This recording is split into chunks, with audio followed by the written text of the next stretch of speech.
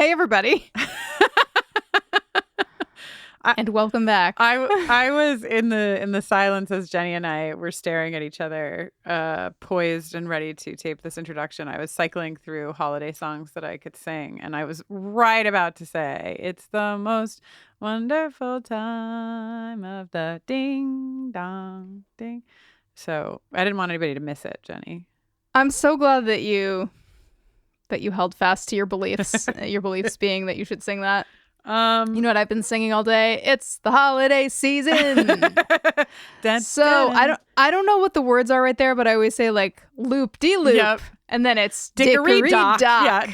And then it's don't forget to hang up your sock. He'll be coming down the chimney now. It is kind of deranged. As holiday songs go, it's like leans more deranged than not. I saw a meme recently that was just like, if somebody said to me, "Giddy up, jingle horse, pick up your feet," I would be destroyed for the rest of my life. And now every time I hear the song, I like can't stop laughing at thinking of this poor horse who this man is like, "Giddy up, jingle horse, pick up your feet." Anyway, we're here. It is 3 days before Christmas and also 3 days before the beginning of Hanukkah. Not every year you get the same two holidays landing, one beginning and one landing on the very self-same day. I know, wild, totally wild. But we're hoping that you're dreaming of sugar plums and you're tucked into your stockings with care. That's not how it goes, but Jenny, what do you, this is, I mean, you know, we're talking about joyful aspects of the holidays, but clearly, could you hear, clearly the holidays could you hear anything that I was singing or? No, what did you sing? Sorry, go ahead. Amazing. No, it'll be perfect because you'll be talking and I'll be soundtracking you with the, something from the Nutcracker Suite. Great. The Dance of the Sugar Plum Fairy, I guess, is the only thing I know from the Nutcracker Suite. My sister recently told me that the music, the like sort of like iconic Tetris music is very, very similar to or is something from the Nutcracker. So listen. Oh, you know, there's a sorry, this is not what we're here to talk about, but did you know I got a lot of hand-me-downs because all my friends had kids before me, except for you. Me, and now I waited. Now I get to hand down all of their hand-me-downs to you. But we just got so much stuff handed down from so many of my friends, and one of the things that we received was a little like I don't know if it was baby Mozart, baby Einstein, so you know, baby genius thing. They're like no pressure, but da da da. And it's a little aquarium and the fish kind of like move around and it lights up and it looks like the water's kind of moving and then it plays various little classical pieces. But there's one thing that every time I heard it, I was like, damn, that sounds like a Billy Joel song. And then I looked it up and discovered actually that Billy Joel not ripped because it's not, you know, it's well into the public domain. Sure. But he used part of a melody from somebody. Mozart, Bach, Beethoven, Tchaikovsky. Probably one of the first three. BBM, you know. Sure. Bach, Beethoven, Mozart. And it's in one of his songs that I can't recall right now because my brain is just full of holes. Well, I love this. Holes. Yeah, it's becoming sort of an investigative podcast, not where we're investigating, but where we say half the words you need to know what we're talking about, and you have to. If you know, you know. Buffering or Rewatch Adventure. IYKYK. The next phase of podcasting is choose your own adventure and/or fill in the blank. Yeah, like you have to do some of the work. Right. Like, do you belong here?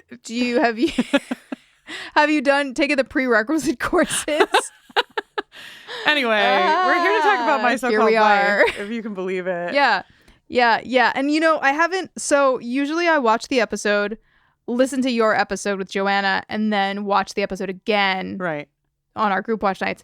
But due to extreme circumstances that involve not just hand, not just foot, not just mouth, not just, two of them at the same time, but hand, foot, and mouth disease has descended upon my household, or at least upon my son, and has thrown everything into chaos. A time which is always so precious these days is even more difficult to come by.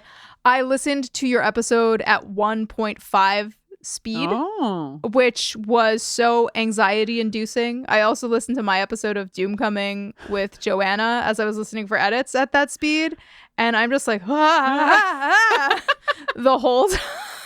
It's so stressful. I know that people listen to podcasts like faster, like that's, and I'm sure you get used to it, or like maybe people aren't as sensitive as my sorry ass, but it definitely was like, whoa, Maxell cassette man experience. What's funny is I do 1.5 on, if I'm listening in a podcast app, I'll do 1.5, and if I'm listening on Dropbox, I can only do 1.25. I don't know why, but Dropbox is some of us are cooler than others. Yeah. Some of us are a little speedier than others. Some of us just, maybe she's born with it, and maybe she is a best friend. Wow. So what did you think, Jenny? So I haven't watched the episode since the last time I watched My So-Called Life now, which was probably over 10 years ago. Sure. However, is this episode surgically emblazoned on my brainstem? Yes, of course. So I remember a lot of it.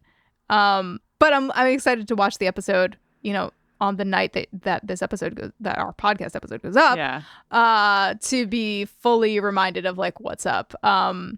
Here's what I want to say about your ep / what I remember. I want to be the lone voice of the podcast who likes the wings at the end. Okay. We need However, a wing supporter. That could change when I watch it tonight. But I was a gigantic Juliana Hatfield fan in high school and college. I was just like so about her first like 3 records, and there's I think a Do Not Disturb EP that came after the 3rd record. That was like those were all like, I couldn't possibly count the number of times I've listened to those recordings. They're so great and so important to me. I am just like a huge fan. So I can't remember. I did not watch My So-Called Life when it was airing. So this is like 94? Tail end. Yep. December 94. Tail end of 94. I did not watch it when it was airing. I didn't watch it until a while later. So I'm gonna say with authority that I was a Juliana Hatfield fan before I saw this episode, because like so many of us, I obtained a copy of Only Everything from BMG Music Club or Columbia Records. The good old House. days when you could get 8 CDs delivered for 1 penny. 1 penny, Jenny, just 1 penny. The girl with 2 pennies could have gotten so many CDs. So many CDs. I started at Only Everything, which I feel like is not the norm. I think Become What You Are was a lot of people's gateway because it had My Sister, which I think was her like best performing radio song, and then also does Spin the Bottle, which got a lot of heat from Reality Bites. Yep. Reality Bites. What year is that? 94 as well. Huge year for Juliana Hatfield, 1994. My goodness. Despite being an enormous fan, I only ever I'm pretty darn sure that I only have seen her play once, and it was on the very first Lilith Fair tour in Homedale, New Jersey. Oh my God. And she was on like the B stage. Motherfucker. Gay? What? Gay? Me? Me? Let me tell you about who was playing the Lilith Fair that I went to, and I'm so confident I've listed these for you previously, but here we go. Who was there? Juliana Hatfield on the B stage, Jill Sobule on the A stage. Wow. Sorry, on the Jill Sobule on the C stage. Okay, I was like, damn, Jill Sobule was on the A stage first Lilith Fair? My bad. Disproportionate. No, she was on the C stage, but I think like as it had as much to do with anything as like the fact that she was touring solo, and like the people on the B stage were all bands, and then on the A stage were like you had Sarah McLachlan, of course, but also who was there? Fiona Apple. Wow. Tracy Chapman. Wow.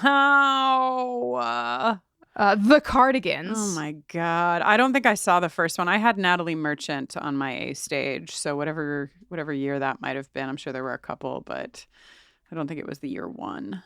Oh yeah. And okay, I just wanted to double check this and make sure. Also on the A stage, Paula Cole.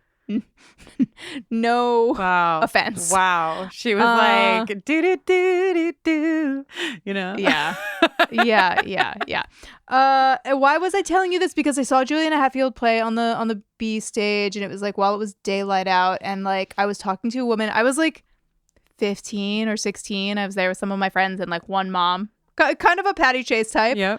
And we went to the Juliana Hatfield stage, or to the stage where she was playing, a couple of us. And then I was like, 15, 16, chatting with somebody after the set ended. And this woman was probably like in her mid-20s. And she was like, yeah, sometimes she like almost never comes out. She's probably not going to come out. But everybody was like hanging out by the fence. And then she like came out and she signed a Lilith Fair postcard that had been in my swag bag that I got upon entry. And then she gave me the pen that she signed it with, and I treasured that pen. Did you sprout angel wings and fly away? Yeah, I was like pop, pop, pop, pop, pop.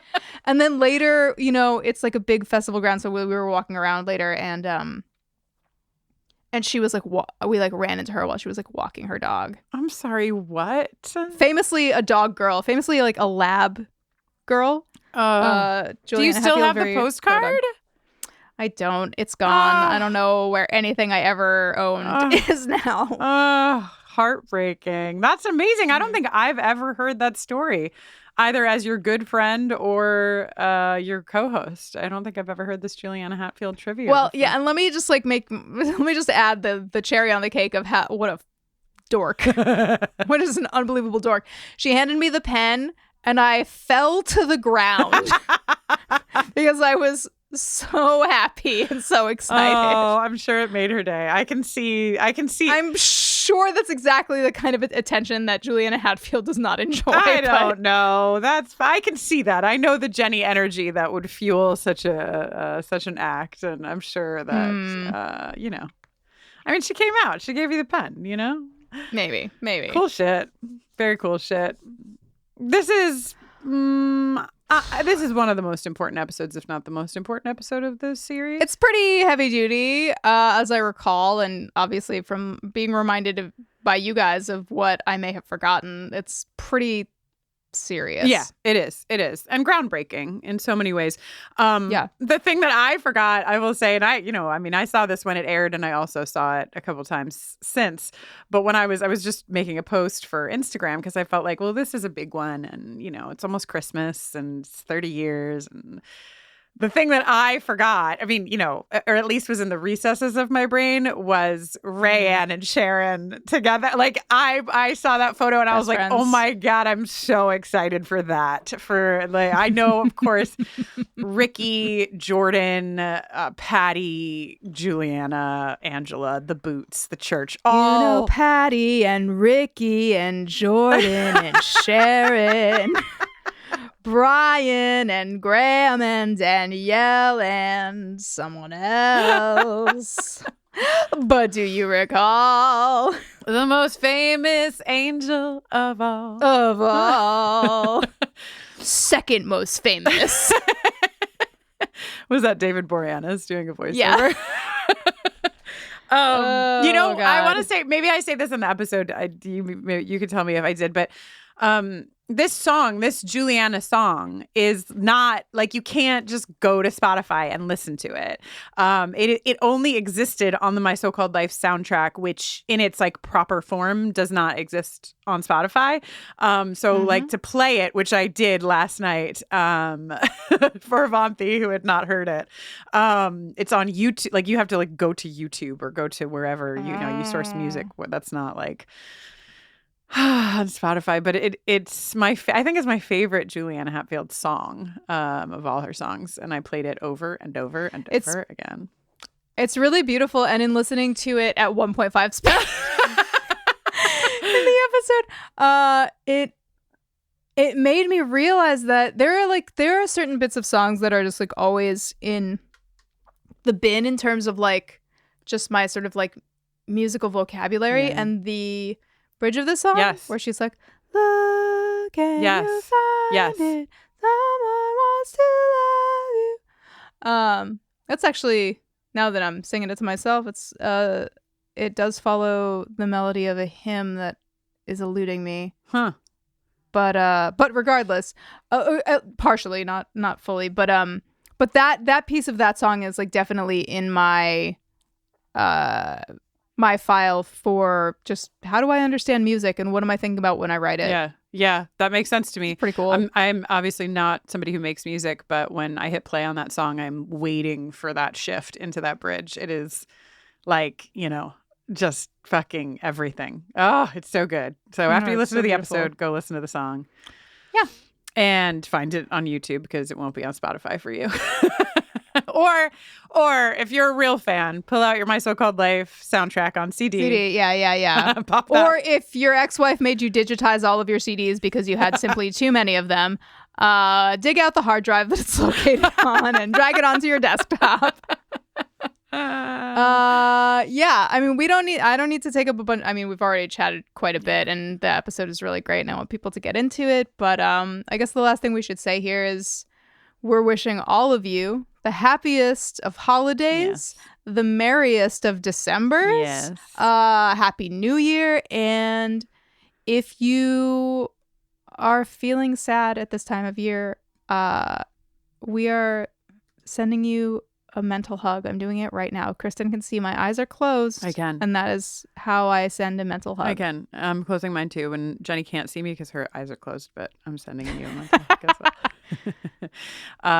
Yes. You're not alone. This community, I think, is a good example of a space where people find solace and comfort because the holidays are, they're always an emotional time, regardless of your circumstances. It's a tough time. They come with a lot, and so I think this community is big enough here in the buffering space for you to find some overlap with folks who are holding some things that are similar to what you might be holding. Happy holidays.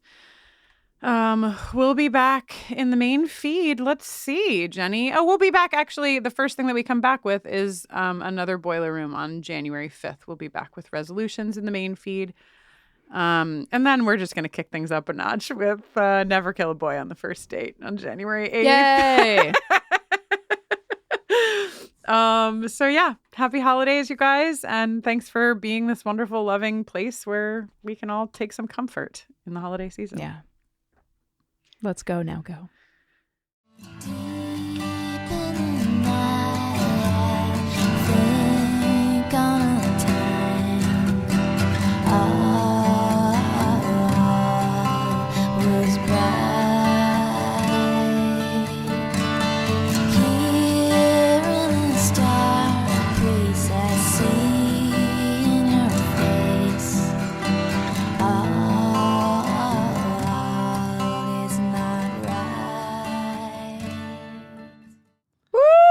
Hello, my name is Kristin Russo. I am Joanna Robinson. And this is The Boiler Room, a podcast where we talk about every episode of My So-Called Life, all 19, one at a time, spoiler free. Today's a pretty big deal episode, isn't it? It really, really is. It's actually like I've been hopping around watching various episodes during our rewatch, and I actually had saved this one. I hadn't rewatched this one yet. So this week we're talking about episode 15, which is So-Called Angels, written by the power team of Winnie Holtzman and Jason Katims, directed by Scott Winnant, and it originally debuted on December 22nd, 1994. Oof. Yeah. Woof. Woof. Literally, woof is my first note. I'm like not even making it up.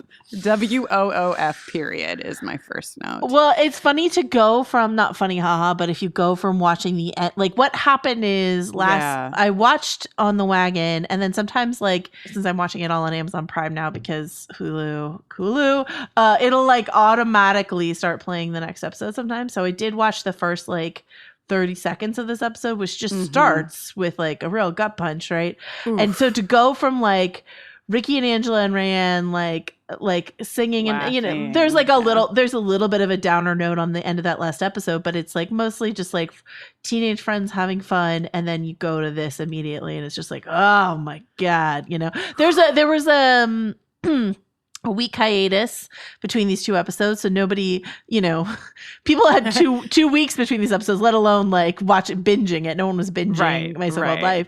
But this is just like a real hard follow-up on that ending. It is. And I've been, taking special note because as I'm rewatching Buffy and Angel and some other shows, usually on both of those shows and on a lot of shows, you'll get like a cold open before the credits or, something happens before the credits. And so I've just been marveling that, every episode I sit down, I hit play and it's just like, we're in the theme, we're in the credits. There's no previously on, there's no cold open. We just go in. And so when I sat down today, I mean, I know almost every surface of this episode. It is probably the one that sticks out most to me of the entire 19 for a lot of reasons, which we'll talk about. But I completely forgot that there are no credits. And so it was, obviously the gut punch of seeing Rickie and like falling into the snow and bleeding, but also that like, that's all we get. And we get this guardian angel poem being read over this scene. And so it's, I think it would be probably equally impactful either way, but there was something about the fact that the credits were gone that was especially like, fuck, here we go. That's what got the woof from me. Yeah.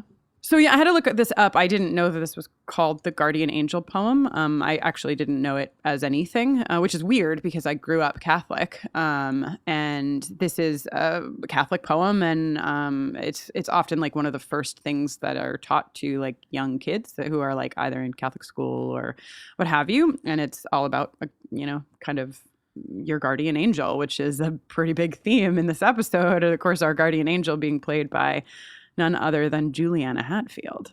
Yeah, it's here's what I'll say. I was going to say this to the end, and I'll just say it now. Yeah. I like Juliana Hatfield as this, she's not an actress, she's a singer. She doesn't have to be a great actress in this episode, and she's not great. She's fine. She's a beautiful singer. She's a fine performer, whatever. This all works for me until like the last second of the episode where I'm like, I just wish it weren't quite so literalized. The like wing thing, the wings, right? The wings. I'm just like, I didn't. So like, I'm here's some context for me, which is that I'm like extremely atheist, like deeply atheist.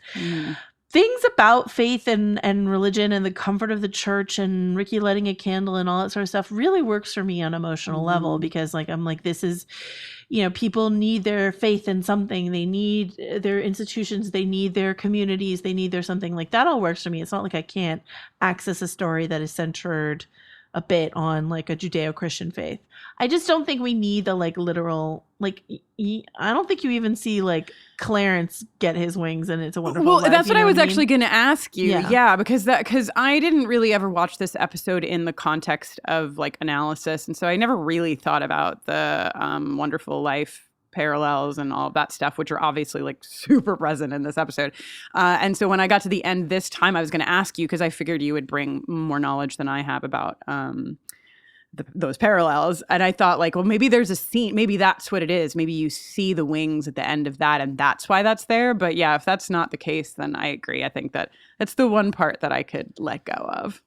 in It's a Wonderful Life, it's bookended by these like stars. So it's like a shot of like a starry sky, and the stars are talking, and it's meant to be like God and the angel Gabriel. Oh, or whatever. Yeah. I remember now. And the stars are sort of like pulsing as they're talking. So you see stars that you never see, like angel wings. And I know that like every time a bell, like there's no hiding the Judeo-Christian like whatever aspect of It's a Wonderful Life. Like, you know, Clarence getting his wings, he is an angel. That is like an important part of that story. But I think there's just something about it making it stars, which are universal, versus like a literal angel wing that I don't know, works better for me. So probably most of you listening to this are listening to this because you watched the show in real time and you are similar in generation to us. So you probably know Juliana Hatfield. But in case you don't, Juliana Hatfield was a massive force in the 90s. She played bass in the Lemonheads, which is a band I listened to a bunch as a kid. And then she also had the Juliana Hatfield 3 and did solo stuff. She was also on the Reality Bites soundtrack. That is where Spin the Bottle was. And so she's a really big deal, especially here. I mean, not to undercut her now, but like in 1994, Juliana Hatfield was sort of like on the cusp of all of that. Cusp? Brink? Peak? Whatever. In the midst. In the midst, yes. In the midst of all of those thick things. of it.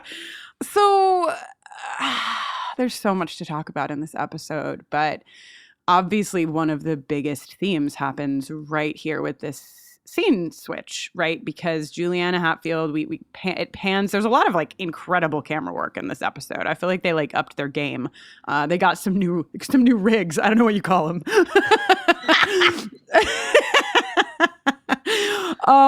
But we see Rickie fall, and he's obviously hurt, and you see Juliana, which I'm going to call her Juliana for the episode because she doesn't have, does she have a name on that poster? I called her J.H. Angel. J.H. Angel, great. In my notes. But we see her for the first time. She's sitting on the street. Obviously, we don't know. We just think that she's a person playing her guitar on the street at this point.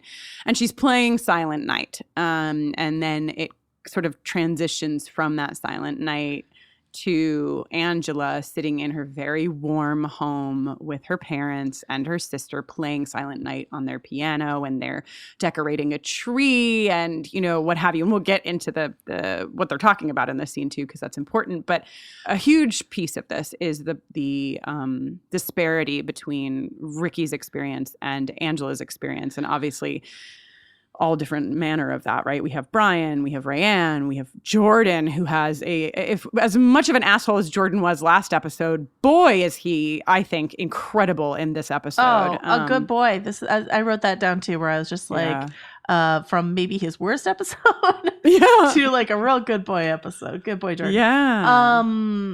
If you pay attention, and I know you did, throughout the episode, the contrast of the cold and the warmth is like a real big thing, because like even like the Chase household always like seems warm, smells good because Graham's cooking all this shit for class, like all this sort of stuff.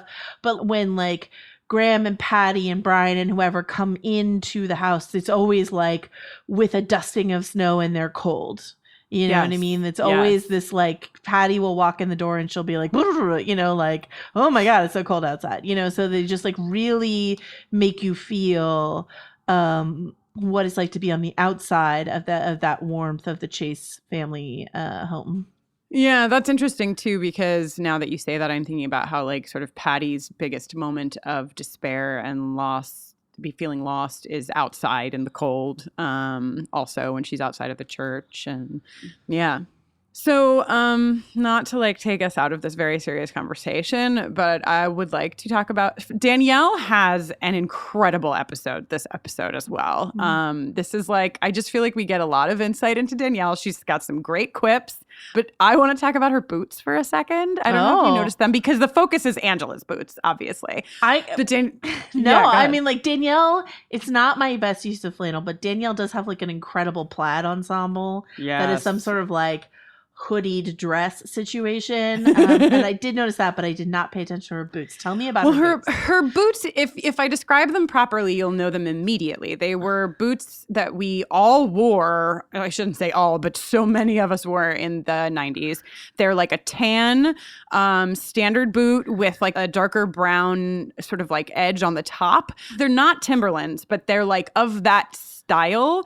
And I don't know, I had like the cheap version of it. It looks like Danielle has the cheap version of these boots as well. I don't know how, like sort of like workman's boots, but like the duck, stylized. Not the like duck shoes. Not the duck shoes. No, Okay. no. They're kind of like brown work boots. Okay. But they're like light tan and they're like stylized a bit for like a girl to wear, I guess, or I don't know. But I had them and I coveted them before I had them, and they just like jumped off the screen. I was like, oh my God, fucking remember those boots. So I'll send you a picture, Joanna, if I'm able to while we talk. I'll try to Joanna Robinson. No. I Joanna Robinsoned it myself. And I see them, and yeah, I don't have an association with those boots. They're like deal to me. They're like hiking boots. Yeah, hiking boots. I guess that's yeah. I mean, I had a pair of hiking boots, and I wore them, even though I never like hiked. But that was definitely like a thing in my high school at the time. I don't know. I feel like that was a thing in the 90s. This is all part of like the whole granola, like 60s revival thing, but it was like a very like, you're outdoorsy, you hike. And I'm like, I don't hike, but I'll wear the boots. Right. Give me a thermal. I would wear like this long thermal dress with those boots. And I thought I was the shit in 8th grade when I wore that outfit. Yeah. Anyway, we get this conversation about church that starts here, which we've already been talking about. And Angela, sort of out of nowhere, I guess she's just probably thinking about like, I'm playing this song. It's called Silent Night. Like, it is Christmas. Like, why don't we go to church? What's up? And Graham and Patty get uncomfortable because obviously they've had like this conversation probably with each other about their relationship to faith and church, and Graham has notably been raised Catholic and has no interest in going to church. Patty was not raised Catholic and has interest in going to church, which really checks out to me as a Catholic, as someone raised Catholic. I think that that alienation from church happens to many people who are raised Catholic. Mm-hmm. But yeah, I think it's handled very, very well throughout the episode. I agree. I agree too. And like, yeah, Graham's journey with his faith, or Patty's desire to have that be part of their family, like that, once again, that's all stuff that I think is really accessible, even if you weren't raised like Judeo-Christian or whatever.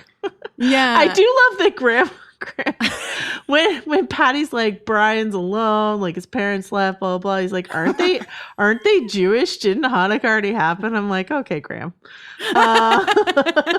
All right. So I feel like we'll probably be jumping around a decent amount in this conversation, but I want to just touch on something that has to do with this, like, sort of going to church, not going to church narrative, because Danielle says in the scene, can we stop talking about religion? It's Christmas, you know? And in a lot of situations, I feel like that line would be put there as like this almost religiously based comment, right? Like, oh, how far we've gotten from, you know, the connection between Christmas and the war on Christmas sort of thing. Right. But in this episode, especially because of where it ends, I really felt like Patty's seeking out of going to church together was not about religion, was not about organized religion at all. It was about like those spaces that you were talking about, Joanna, were like a space to share each other and sort of come together and root yourself in something bigger than you. And and that's what I found so powerful about the church sort of like arc in the episode, is that Graham doesn't want to go to church, but Graham does want to go into the church at the end. And it's because it's not rooted in that organized religion place. It's rooted in the fact that his family is in that church and he wants to share that space with them. His wife was just really scared, you know, on and on and on. And I'm sure we can talk about it more when we get there. But I just thought it was really powerful because for me, as somebody who does have a relationship to faith, I was raised Catholic. I very much stepped away from the Catholic Church, but then I really held tight to like the spaces of churches when I was going through anxiety in my late 20s. So I have like a really, you know, layered, I mean, we all have very layered relationships to faith in whatever way. But for me, it was really valuable the way that it was portrayed, because that is how I experience religion and church is more that like it's a peaceful space for me to sometimes find myself or find something larger than me, which can be grounding in this bananas world. Yeah. No, church rant. It's something like so relatable, honestly. Like I said, I'm not only like I'm atheist, I was raised atheist, and I was raised atheist by like people who like actually would like, and this is not something I agree with, but my family was like so atheist that they would like kind of snicker at people who had faith, and that's not something that I think is at all cool or interesting to do. And in high school, I think it was, I started making friends with some like Christian Catholic folks, and sort of was like, oh no, this is like important to them, and it's not something that I like share, but I get like I really get it. I really get it. And here's how I feel about because this episode centers on a like bullied, abused gay teen. We should say that like I am like so super down with religion as like a personal experience. I get somewhat wary of institutionalized religion because of the way in which it has oppressed people. And I know I don't need to tell you about that, but like that's the part of religion that I feel like weird and cagey around, is sort of like certain institutions. But as like, just as like a personal thing or a way to find community, as long as that community is welcoming to everyone, I think it's a truly beautiful thing, honestly. Yeah. Well, and I wonder, not to go like too deep into this, but I wonder where your parents came. Like their positioning might be that like they may have had to defend themselves forever, like if they came from a place that was rooted in religion and, then sort of came out as atheists. I think that's a different relationship to that, because they probably had to deal with a lot of people, not even just snickering at them, but like, that might have gone the other way for them, which maybe is what informed. Yeah. And I mean, I honestly genuinely don't know what my mom's parents' relationships with religion is, but like my grandpa on my dad's side was like very religious and like very into the Bible in terms of like values and stuff like that. And then like my cousins and my aunt went to church, so that was like part of the family. It's just not part of our family. Right. So, oh boy. Okay, before we get to, I'm just delighted for you, Joanna, in how much development we get with Rayon in this in this episode. But before we get there, we go to school and kind of get a little smattering of information. One, that Rayanne is like, Christmas, like my mom and I wait for the sales, right? And that's kind of like, it's not that she's not festive. She's just like, whatever, she's got her own experience with Amber. And we learn a little bit about the fact that like Amber's boyfriend is hanging around now.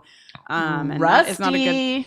Rusty, right. Oh my God. Who is it that's like, is it Rickie? No. Is it Rickie? Rickie, who's like, they're both earth tones or whatever. Yeah, and like through all of this, Rickie is still associating, doing some color analysis. But they see Rickie come in and his face is fucked up. And to Rayanne, she clocks it, but she kind of knows that what Rickie needs is space. And for Angela, this is the first time. It's like you almost forget at this point in the series, they've only been friends for a few months, like it's a new thing still for them. And so this is the first time that Angela has experienced Rickie experiencing violence. And she's aghast, and Rayanne is sort of just like, you know what, listen, Rickie has this tendency to get beat up, but he doesn't like to talk about it. And it's, you wish Rayanne maybe had like the tools to talk to Angela a little differently, but I sort of like had a big heart for Rayanne in that moment, because she's very obviously protecting Rickie, and we've seen so much of the opposite, of the reverse, I should say, in the previous episodes. It was nice to see her. I agree. Yeah. Like there are times when you push and times when you don't. And she thinks this is the time that you don't. And I don't know that she's right necessarily in this moment, but like, I understand the impulse of where it comes from. And like, when he's like, does anyone have a quarter? Blah, blah. She's like, I got, like, that's her love language for him. And she's like, I got change here. Like, you haven't eaten and I know you haven't eaten. So like, here's some change and go get a candy bar. And then, obviously like, Angela feeding him Graham's food is like the more like nurturing, wholesome version of that. But this is what Rayanne could give. She's a woman who lives on appetizers, and she's like, you want change for the vending machine? That I can give you, my friend. You know what I mean? And so like it's like her trying to, I saw her trying to support him, even if like I don't think it's quite the whole thing that he needed. You know, she thought that she was being protective and being supportive. So yeah. And I think she also comes from a place where this is like part of their norm. I mean, we'll get a little further into how Rayanne supports people later in this episode, and whether it's the best kind of support she can be giving. So yeah, well, that's a great pivot point, because in the next moment, Rayanne sort of rounds the bend, and this, I'm sorry. So for those of you who might not have the episode as fresh in your minds, she rounds the bend, and Sharon is just, you know, trying to put up her teen helpline posters. She's volunteered, and she needs additional help.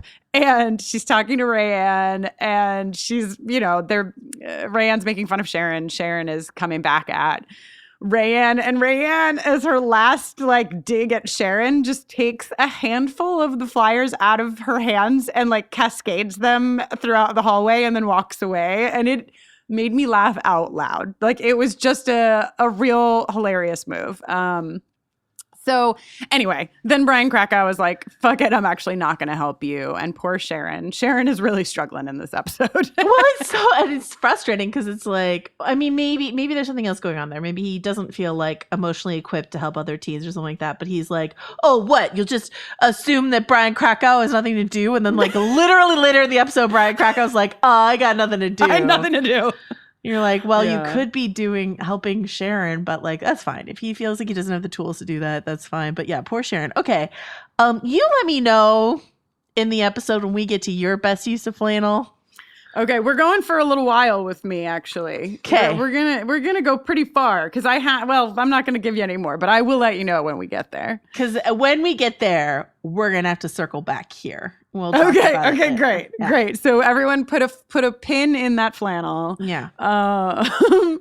So speaking of the Krakows, because I think, you know, a lot of what's happening with Brian is that he's just really mad that his fucking parents were like, peace. And Patty says in this next scene, Bernice, his mom, Brian Krakow's mom, Bernice Krakow called Patty and Graham from the cruise ship to be like, oh, by the way, can you like check in on Brian every once in a while and make sure he's okay? So I think Brian is mostly dealing with his feelings about being alone. I mean, he talks about it later, right? Yeah. That he's feeling really lonely, and doesn't know how to manage those feelings. Yeah. I mean, I could have sympathy for Brian, for sure. Absolutely. His parents left him. And it's like he says that whole thing later about how he thought it would be great. And then he's like, oh, but turns out it's not. Yeah.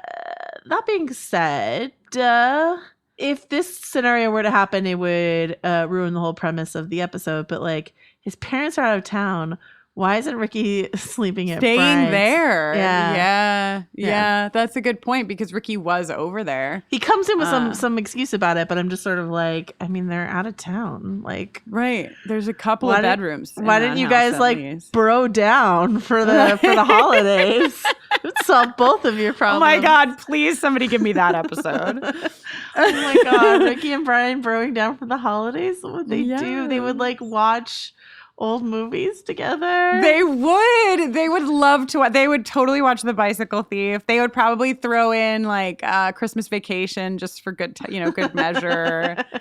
I mean, truth be told, they would watch whatever's on TV, because that's what we did back in the day. You watch what's on TV, true. which is how people in this episode wind up just watching. Okay, because this is the other thing about It's a Wonderful Life, which plays in the background of one scene. Mm-hmm. And then the old Christmas Carol, Christmas Carol. Christmas Carol plays like the 1930s version of Christmas Carol plays in the background. Another scene, but like there were once upon a time. I've talked about this somewhere else recently. I don't think it was on this podcast. Once upon a time, It's a Wonderful Life was just on all the time at the holidays. It was before NBC like bought the licensing, and so like NBC bought the licensing, and then NBC's like, okay, we're gonna show it I think they show it twice a year. I think they show it around Thanksgiving and around Christmas, but or maybe it's just once a year. But NBC's like, we're gonna moderate this. You're gonna tune in. You're gonna watch it with us in prime time on this one night or whatever. But once upon a time, folks, it was just on all the channels, and there was the colorized version and the non-colorized version, and they were just both on all the time around the holidays. So like in my memory, Miracle on 34th Street was also on all the time. Is that correct? It was also on a lot. Yeah, it's true. So like, that's why like Graham could just like turn the TV on of an evening and It's a Wonderful Life is on. Because that was just the thing that happened at the time. I remember, and I'm not sure, they probably still do this, but I remember distinctly when I think it was TBS was like, guess what we're going to do? We're going to have 24 hours of A Christmas Story where we just for 24 hours straight play it back to back. I was so delighted by the concept. And I hated that movie. And I can't tell you if I hated that movie because my sister loved it so much. And it just became this war every year where she would like insist on watch. And like, once again, children, this is before we all had our individual devices. Like you all had to watch the same thing. And so my sister would just be like, we're watching A Christmas Story. And I'd be like, no! That was a perpetual fight. I was like very much the Danielle, and I'm like, oh my God, can I have a feeling in this house? Or is it only Morgan that's allowed them? So, Such a great moment that is for Danielle too, honestly. Another out loud laugh that line got from me. So you laughed at my complimenting the new camera rigs on the set of My So-Called Life, but this is where I took a note on it because, first of all, Graham calls Patty Shorty for the first time. And you're like, what? And then later, Patty was like, echoes all of us and goes, what? What? Yeah. Yeah. But right after they leave to go, I don't know, they're going like last minute Christmas shopping or whatever. The camera like goes outside the house and then goes all the way around outside the house to the back where Angela is walking out to like throw away the garbage or whatever she's doing to come out there. And I was just like, damn, that was quite a shot. It reminded me of like a West Wing. It was just very nice. And then I think something important happens in this first moment because Rickie is sort of like rustling around in the bushes, probably working up the courage or deciding whether or not he's going to like knock on the door. But Angela finds him back there. And the first thing that he says to her is, did I scare you? Which obviously, in the literal sense, is just like I was hiding in your bushes. But I do think that for Rickie and Angela, for Rickie and Patty, for, just the larger piece of this episode, that's a really big theme of like, what is it about Rickie and Rickie's circumstances that make Patty react the way that she does? How are those things making Angela feel? And how does that feel for Rickie? Because I think he really does feel sort of like a monster, somebody who has to stay away, somebody who has to like not share these things about himself because he will scare people, or people will think less of him, or people will think differently of him. Yeah, the thing that I wrote in all caps, and I wrote it when Angela sort of like comes upon him in the like warehouse, is shame in like all caps, right? He just feels ashamed. And I felt similarly, like I had not nearly on the same level at all. But that's sort of like, that's one of the points of this episode is like, we're the same. And then Patty's like, these kids are the same. And Patty's like, no, they're not. They're different. And so like, I don't want to make like my very upper middle class problems the same as like Rickie's problems, because obviously they're not. But like, I had a truly terrible relationship with my mother. I had like, times when I felt like I couldn't go home necessarily, all this sort of stuff. And I was ashamed of that because there is there's like you're like, why am I so monstrous? What's freakishly wrong with me that like my parents, who are the people who are like have to love you, and they don't, or they have a hard time expressing that or whatever, like, oh my God, what an unlovable like asshole I am, sort of thing. And so like, yeah, you don't want to share that with like your teenage friends who have like a much healthier, more loving sort of like home environment. And so once again, it's apples and oranges compared to like Rickie's experience, but I understand that shame. And I think Brian has a similar thing. Like, I think Brian's story in this episode is supposed to give us that a bit, because like, yeah, there's a whole like there before the grace of God would Angela go, but Angela feels actually genuinely very far away from that. Yeah. She has this argument with Patty, but it's not like, you're not like, oh, I could definitely see Angela. No, Angela's so far from that. No. Yeah. But Brian is like alone. Yes, he's got a home to go home to, but like he's alone. He calls the teenage helpline. There's like, yeah, there are middle class problems that also are really, really hard on kids. So, Yeah. Well, and I think what's interesting too, hearing you talk about that, Joanna, because again, I mean, both of us come from various points of privilege that Rickie does not have. And so I think both of us are speaking from a place of understanding that this is not apples to apples. But, as somebody who also had some home shit when I was growing up, I think that like the least shame I felt was when I was with people who had either similarly fucked up circumstances or more fucked up circumstances than myself. And so the bond that we see happen between Rickie and Jordan in this episode, it rings very true, because Rickie does not feel ashamed when he gets in Jordan's car, especially the moment after Jordan is like, hey, my dad used to hit me too. He feels seen. He feels understood. Jordan knows where to take him. They're speaking the same language, and they're not, again, like Jordan is white and at least we are to believe straight, gender conforming for the most part. And Rickie is Latino. Rickie is queer and, gender non-conforming. And so it's a different thing, but I think Rickie feels seen, and so feels a lot less shame than when like, Angela shows up from her warm, comfortable, very privileged house and sees this. Right. Yeah.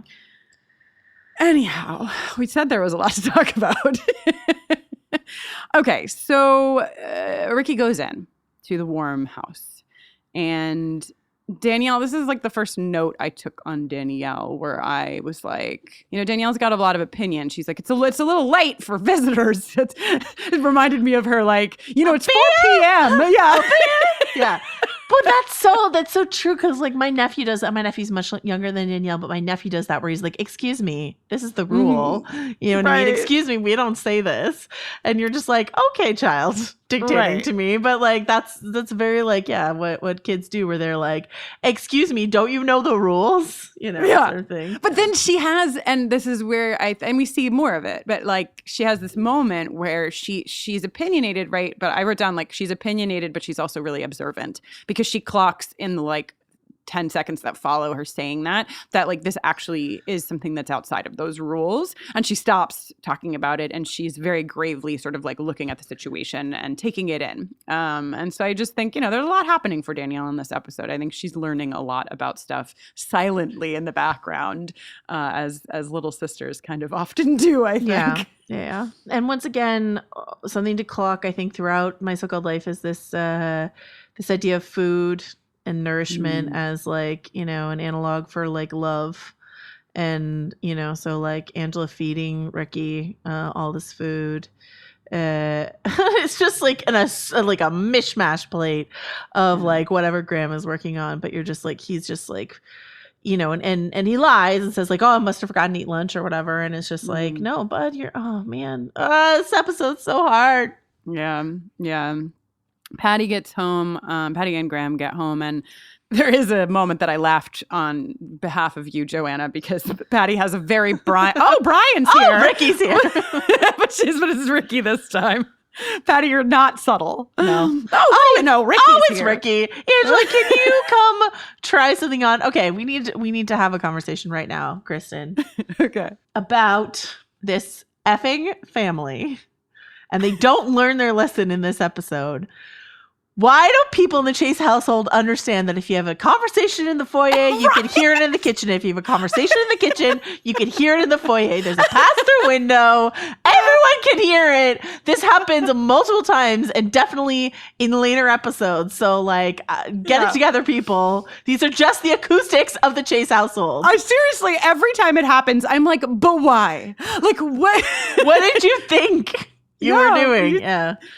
Yeah, it happens so many times in this episode, actually. The first time, of course, being here where Angela is like, and I love the trust that Angela has. I mean, some of it is misguided, as we find out, but I love the trust that Angela has in her parents, right? Because there's a lot of kids, and I would have been in this camp, that would have just been like, go fuck yourself. Like, I would not have been like, hey, I don't know what's going on with him. Like, I think, like, he says he fell, but I think there's more going on. Like, I would not have trusted my parents to accept or digest any of that information, whether or not they could. And I like that she does, that she's very open with them, but unfortunately, Patty's gut response, which comes from a variety of places, some of which I think are valid but should have been given more consideration, is like, the answer, this is not the answer. Like, he probably has people that are concerned about him. We shouldn't get involved. Who knows where that's coming from for Patty for a lot of reasons, but one of those places is obviously their privilege, that they don't even really conceptualize at this jump of this episode that Rickie is very likely in a situation where he cannot go home, and very likely in a situation where nobody cares where he is. Yeah. I just want to shout this out here, and it'll get even more so later, but this is an incredible episode for a number of performers, but this is Bess Armstrong is just like knocking it out of the park with this episode. Just really, she's the source of a lot of my emotions, not just like in later extreme cases of like panic and despair or whatever, but just like in the quieter, like, I don't know what to do here moments, you know? Yes. So. And maybe to piggyback off of that, I think something that at least struck me as very valuable in this episode as like a bigger arc is the ability that Patty and Graham have to discuss and be open and listen and learn. And I think that it's apparent that Angela gets those skills from them as well, that so much of this episode is them not just going with their default and putting like pedal to the metal on that assumption, but like, you know, maybe hitting the gas and then being like, oh shit, wait, hold on, where am I and what's actually happening here? And let me actually ask questions that need to be asked, and let me actually listen to what's being told to me, which, you know, we're seeing a family of privilege listen for the first time and being put in this position for the first time because of their privilege. But I think that there's power in how they approach the situation. And I think there's a lot of families in this situation, especially the parental figures, who would not have had the openness to receive some of what's delivered here. Yeah, absolutely. I want to take a second because this episode is in 1994, as you well know, the very cusp. We're on the cusp of 95 here. And I assume that a lot of our listeners are aware of the fact that, like, the landscape was very different for LGBTQ youth in 94 than it is in 2019. But there's a part of me as a queer person and as a queer person who's done a lot of work with youth and whose roots are in working with homeless LGBTQ youth here in New York City that worries that, like, perhaps because there's been such a massive media shift and, all these things that probably I'm preaching to the choir, but it feels like a responsibility that I have to underline the fact that that this is still a massive, massive issue. And I just want to say that, like, so I was looking into some of the statistics for now, and the most recent ones that I could find were just this April 2018. LGBTQ youth are at more than double the risk of homelessness compared to non-LGBTQ peers. And more than half of those LGBTQ homeless people end up on the streets before they're, like, old enough to vote, before they're even 16 years old. And it's important, obviously, to note that Black and POC youth are way more likely to experience homelessness than their white counterparts, which is a statistic, of course, that, like, is true across almost all research when we look into things like this. Yeah. So, it's still happening all the time. And if you are listening to this and, it's the holiday season is, and that's why it's so powerful that this episode is placed as like the holiday episode, the Christmas episode, because this time for homeless LGBTQ youth is incredibly fraught. And since I'm based in New York City, I can tell you that, the Ali Forney Center here in New York City, the Hetrick Martin Institute, New Alternatives, those are 3 places that come to mind, and in the show notes we'll add some links for you if you want to donate either your time or your money this season, because there are still a lot of homeless LGBTQ kids out there, the majority of whom are homeless kids of color.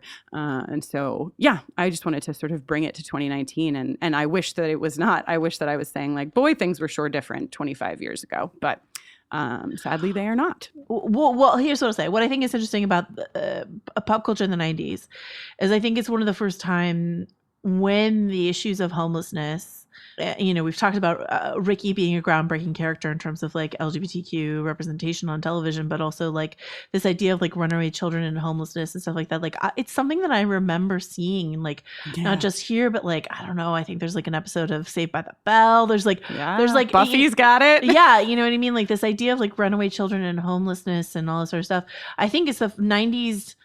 Maybe I'm missing something seminal in the 80s, but I think it's like really when pop culture started to talk about it in a way they hadn't before. So like, once again, this episode is like, it's a quote unquote, like very special episode. It ends with like,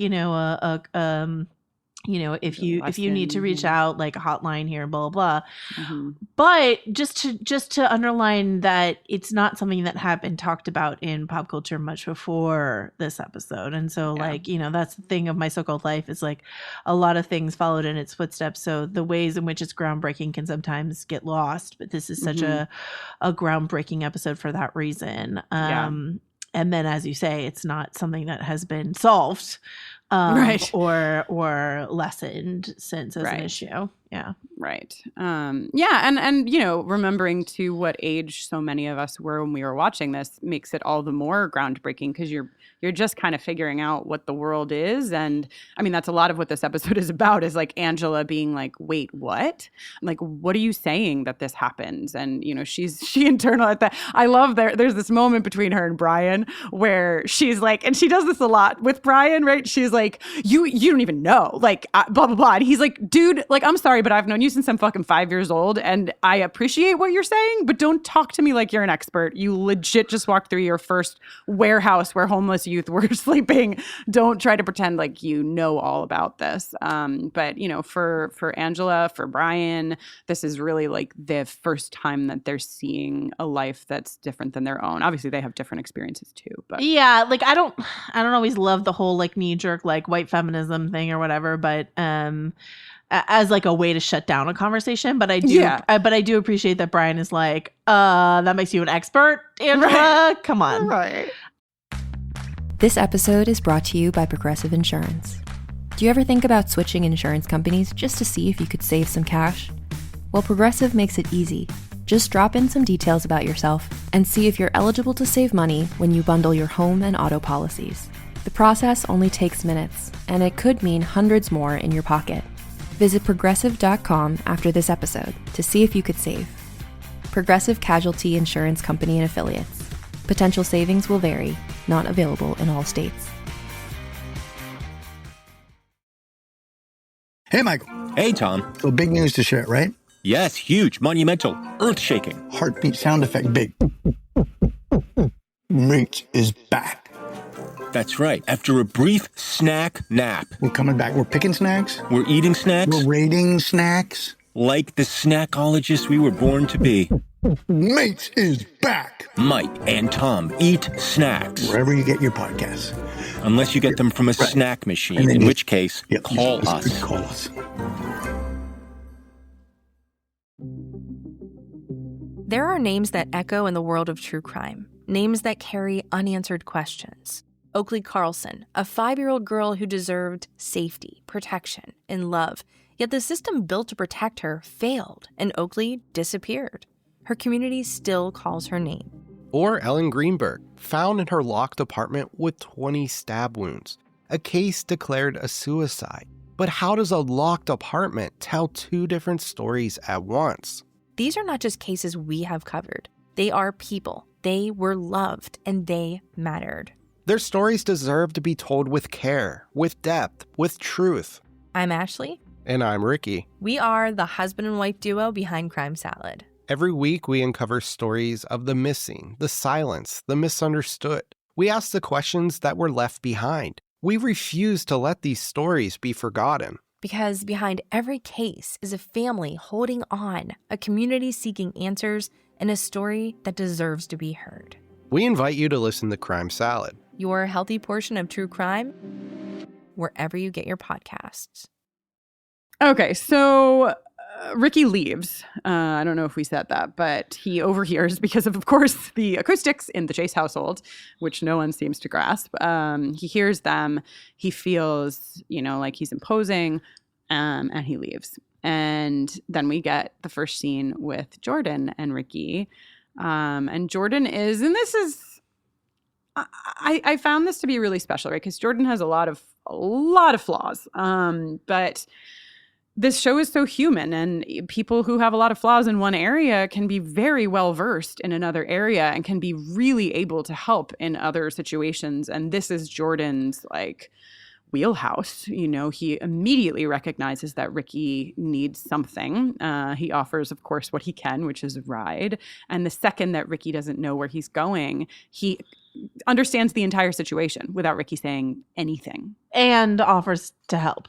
As you say, when I was making fun of Jordan's song about his car early in the season, and you're like, okay, but there's something deeper there, and it's true. It's Jordan being able to offer a ride in the first place is the power that he has by having his own car, stuff like that, and the fact that he doesn't need to go sleep in this warehouse anymore at all, because he can sleep in his car if he needs to, and that's a thing that he has. And so and then Jordan's whole conversation with Rickie about Rickie being I'll light a candle for you, and Jordan's like, oh yeah, you think it'll help? And then I don't want to, I'm gonna skip to this later conversation with Jordan and Angela, because then Jordan's talking to Angela, says he knows where Rickie is, mentions that whole thing he said about a candle, and he's like, yeah, and then I was like, yeah, you think that's gonna help? And then immediately he's like, I don't even know why I say stuff like that. I don't really feel that way. And then he's like, you miss him or something, and he's like, let's go, I'll show you, and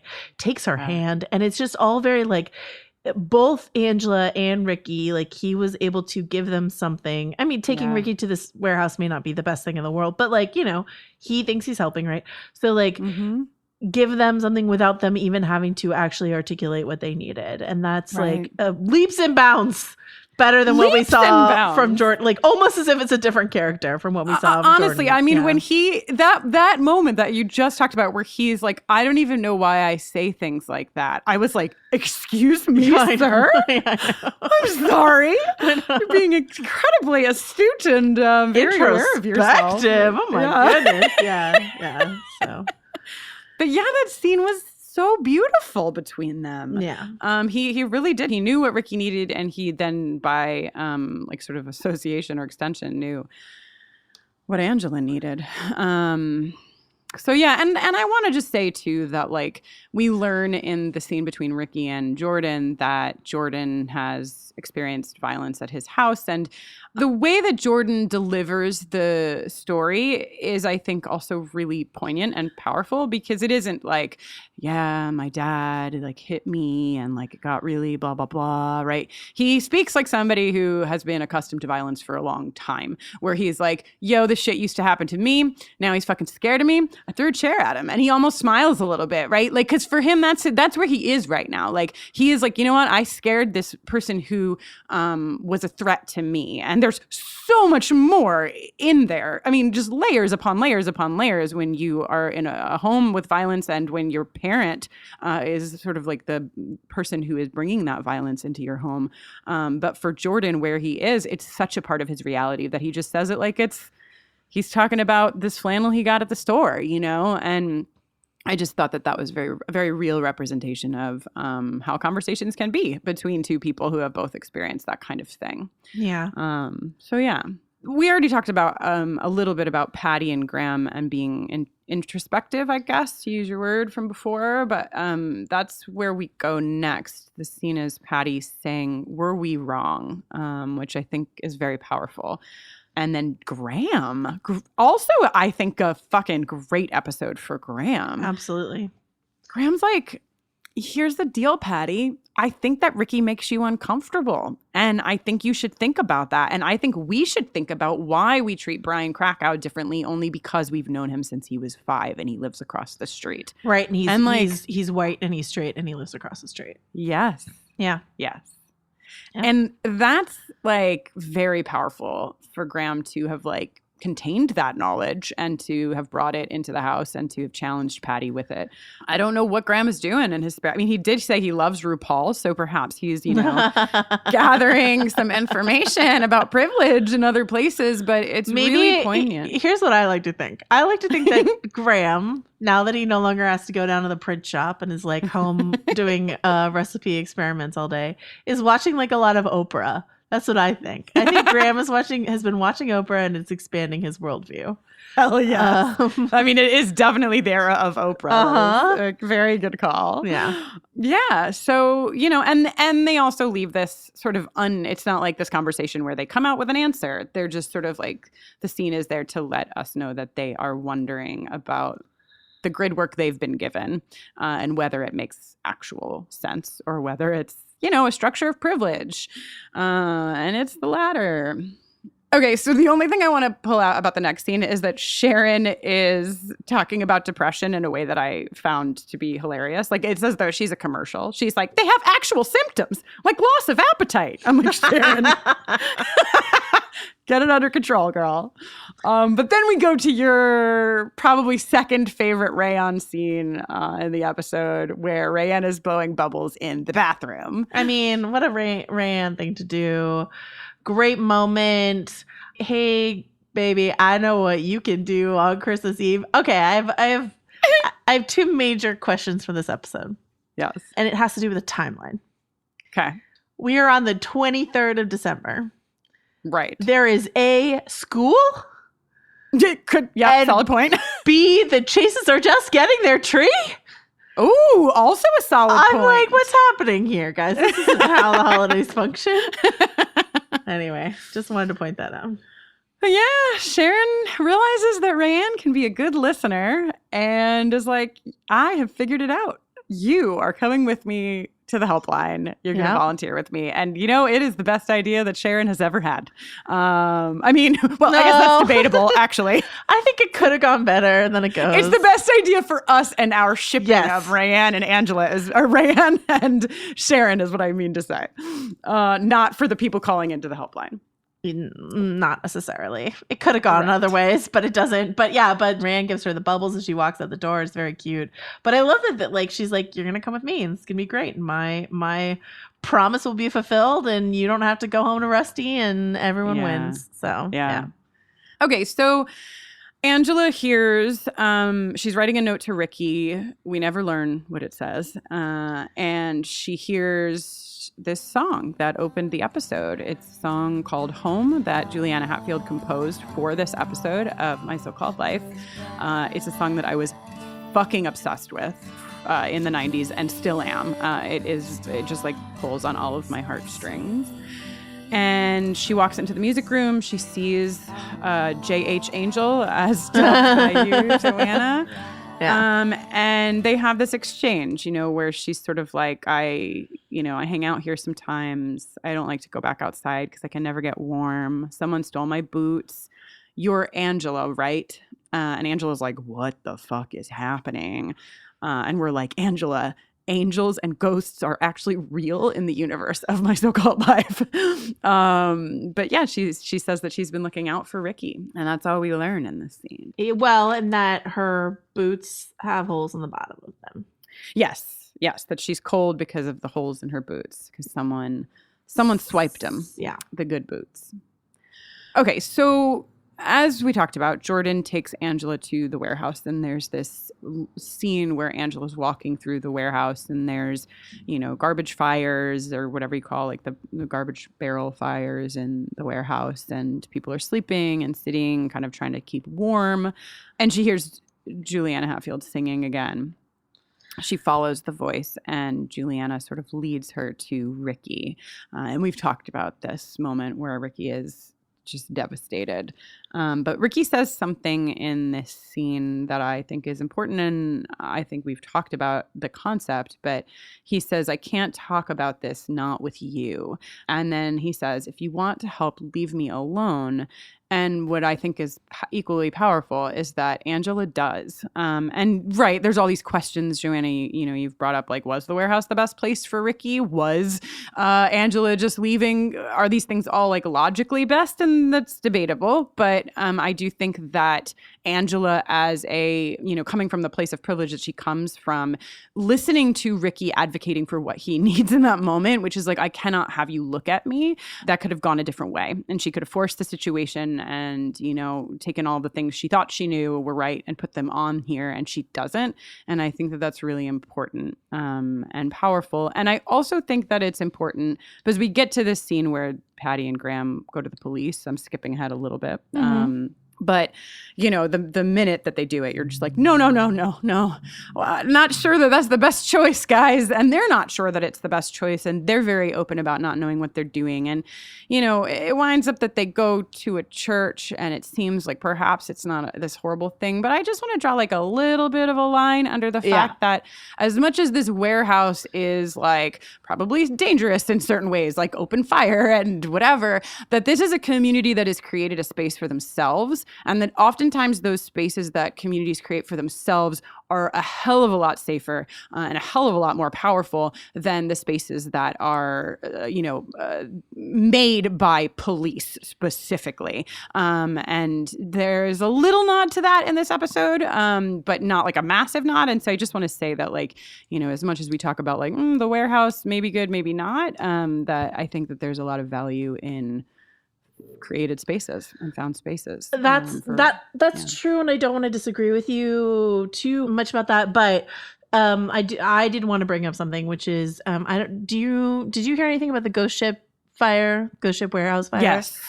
So I actually I worked with a person who was lost in the ghost ship fire. Yeah. So 2 years ago, right, very close to where I live in Oakland, there's a space where a bunch of artists, young people, sort of like violated every sort of health and safety law in terms of creating spaces for themselves. I also know some people who were lost in that fire. It is the highest fatality of any fire that's ever happened in Oakland. And basically they threw a concert. There was like 100 people there that night. Then there was a fire, and there had just been like a lot of, basically, this was a space. This is exactly what you're talking about. This was a space where like young people who were artists, they were like almost all artists who lived there, who like could not afford frickin' Bay Area housing prices, because you can't afford Bay Area housing prices, had like made a space for themselves. Right. And the way in which they like figured out a way to make a space for themselves made that building then sort of physically impossible to get out of when there was a fire, just because of the way the like sort of makeshift partitions that they had put up for themselves and stuff like that. And I thought of that immediately when I saw all those candles burning in that warehouse, as I was just like, like this idea of like an angel sort of drawing Angela into finding Rickie and saving Rickie, quote unquote saving Rickie, however you want to put it. But like, I was like, yeah, because that place could burn down so easily. It was was my thought. And so like, I hear what you're saying. I hear what you're saying about like created spaces, and like, I think the episode, maybe doesn't draw a line as much as it should, but like Patty being like, oh shit, did we do the fucking wrong thing here, immediately is I think a valuable thing that exists in the episode. It's not just saying like authority is great and it will fix everything, and totally totally, it's very complicated, and I think that's important, and because I agree with everything that you're saying, and it's so complicated, right? Because the reason that these spaces are often more dangerous is because of access to money and and we could go on and on and on, but I completely completely agree with you. It's just a complicated thing. And it's certainly, as a person who grew up with a decent amount of privilege, I'm fairly new to the conversation. You know, I've only been really aware of the danger that police can pose to marginalized communities, especially within the last, 15-ish years of my life, and way more in the last handful of years. So Angela gets home and they've decorated most of the tree, but Danielle has adorably saved her the angel to put on top. Danielle is also rocking an ornament just like hanging off the back of her hair. Oh, yeah. She's got ornaments all over her body. Yeah. She's having a blast. Yeah. And Angela tells Patty and Graham Rickie's okay, but then tells Brian what's really up. And of course, again, Patty and Graham overhear this. They find out that Rickie is not okay, that Rickie's scared to go home, that his parents are likely the people who beat him up. Somebody in his family is likely the people who beat him up. And, find out where this place is. And as we said, they go to the cops, question that decision. And there's this like pan over when they're in the police station. There's like a pan over all of the missing kids in the police station. And Patty sees the picture of Juliana Hatfield on the wall, which is, I guess, like connected to when she then recognizes her later. Right. Yeah. Okay. So Angela wants to invite them to dinner. Okay. So this fight. Here's what I want to say about Bess Armstrong. So they say multiple times in this episode, it's described twice as like the kind of fight where you feel like the fight is having you. Yeah. Bess Armstrong, we've seen Angela and Patty fight. Bess Armstrong does something different in this scene. And you have to wonder, like, did Winnie Holson ever tell her, like, okay, save your, like, right fightingest voice for this, this, this is just like you modulate something so that when you explode, similar to the film Marriage Story that a lot of people are having fights around, but like you modulate your performance so that when you explode in a way that we haven't heard before, it really does land. And so like Patty raises her voice in a way we haven't heard her do, even though we have heard her yell at Angela and Danielle before, and Graham, and it's impactful. You almost think that she, like, I had a moment where I was like, is she going to slap her across the face? Like, I know that in my memory that doesn't happen, but she really does. You see her like lose control of her emotions in a way that she hasn't before, all because Angela is forcing her to look at the fact that these people that she's talking about, and I mean, Patty is not going so far as to be like these people, but there's a certain element there. And Angela is saying like, this could be me. Like we discussed at the beginning of the episode, like, no, actually, it probably couldn't be Angela. But the point is that like, given a different set of circumstances, Angela could easily just be this other person. Right? I will say, like, the way in which we say, like, it probably couldn't be you, Angela, is different from the way that Patty's saying it. You know what I mean? Because we're saying, like, you come from a place of privilege, blah, blah, blah. Patty's, like, saying, like, no, those children have real problems. You know, they like, have real problems. Like, exactly. she's very, like, them about those kids. And the whole lesson that Patty needs to learn in this episode is that, like, the Juliana Hatfield character and Rickie, she needs to view them as the same as she views her daughters or Brian Krakow across the street. Yeah. You know what I mean? Yes. Like, she can't think of them as a them. So right. And that's why she's so upset, because she's looking at that for the first time. Yeah. Okay. So Angela is taken to this church by the police because she goes to the warehouse after they've cleared it out. And Brian comes to the door. We have to just talk about this for a second, because Patty's like, I have to fucking go. Like, she knows that Angela has left. She knows where Angela is going. She's freaking the fuck out. She gets to the door and Brian's like, hey, I just like, I kind of didn't have, and Patty's like, what? Spit it out. She reaches her Brian peak, I think. Right. And Graham's just like, okay, I'm going to pull this kid inside the house. You go. Everything's fine. I got this. It's fine. Brian, let's find something for you to do. Okay. And the thing that Brian gets to do is like sit down and watch A Christmas Carol.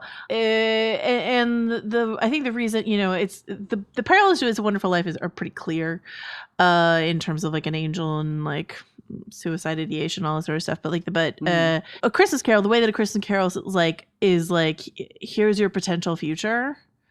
that's sort of like the theme of this episode is like the ghost of Christmas future is like, hey, Patty, if you don't get your shit together and start viewing these children as like, you know, all children worth protecting, like this could be the future of a child, you know, is what happened to Juliana Hatfield. So the ghost of Christmas future is sort of like what, and past and present, is sort of like what the Hatfield character represents for Patty in this instance.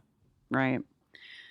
So let's talk about helplines for a second. You know, I assume that this, and this is probably inaccurate, but this would never be a suicide hotline because you have to have training. Right. And you cannot untrained teenagers would, volunteer for. Hope that this helpline has been marketed. I mean, this should never be a helpline of any kind, but at the very, very least, this should not be a suicide hotline. This is like maybe you need a place to talk and like you just need an ear, and they still would be trained. You can't just have untrained teenagers, like you said. Untrained anyone. It's not specific to teenagers. You can't just have people who are untrained like sit down and pick up a phone and talk to people who are really struggling.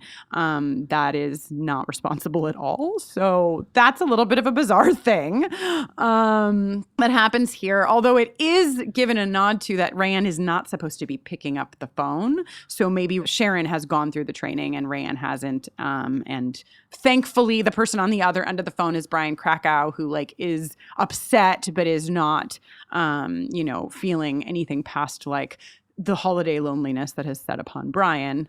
But Rayanne handles it in a very particular way, doesn't she? Yeah, good stuff, Rayanne. So Rayanne does this thing, and it kind of works, I guess. Question mark. Yeah, it does seem to work for Brian. It does. Guess so. Bless Brian for not like trying to be like go on, but like I should get off the phone. Like bless poor flustered Brian. Rayanne, extremely sexy. Sharon in the background, cracking me up because she's like, "What?" I don't know. It's just it's great stuff from Sharon Tursky, I think. They have this moment where they may as well both be their moms because like fucking Rayanne like puts the phone to her chest, covers it, and she's like, he's crying. And Sharon's like, shut the fuck up. Yeah. And Rayanne is like, my hand to God. And she's like channeling Amber when she says my hand to God. So yeah, she's like, what are you wearing? Bless Brian's heart. He's like, my red flannel shirt and my corduroys. Oh, buddy. Little bud. And it's like the camera, it's like a real close up on her mouth as she like does this whole thing. Like this director was not, Scott Winnett was not afraid to like hypersexualize AJ Linger in this moment at all. Right. Rayanne's doing a good job. Perhaps she has done something like this before. And as I'm saying that, it's actually, not to bring it too much from the fun of this scene to the serious, but I will say that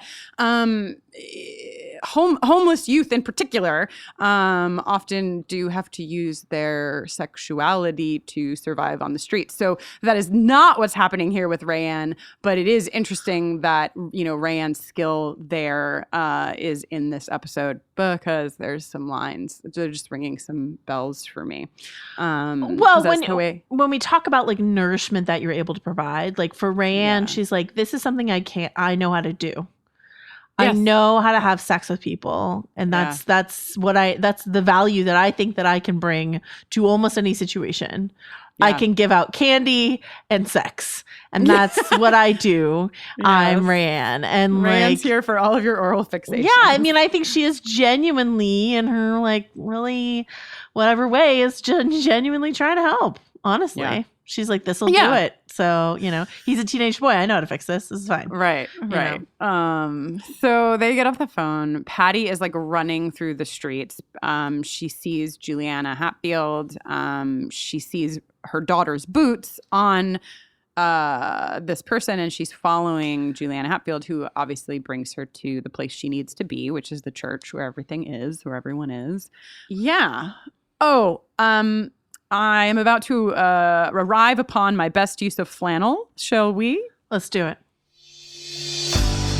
My jaw is on the floor. That flannel is divine.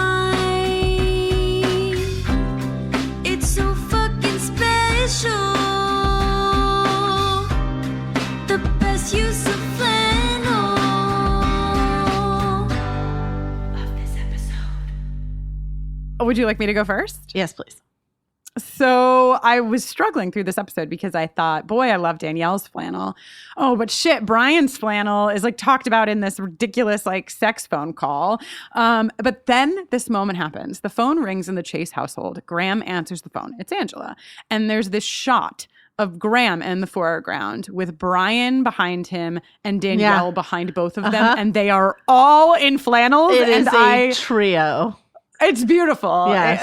All of my holiday wishes came true in that moment because my best use of flannel got to have all of the flannels that I wanted plus Graham. Wow. So that is my best use of flannel. In one shot. All right. I need to describe the wearer of my best use of flannel.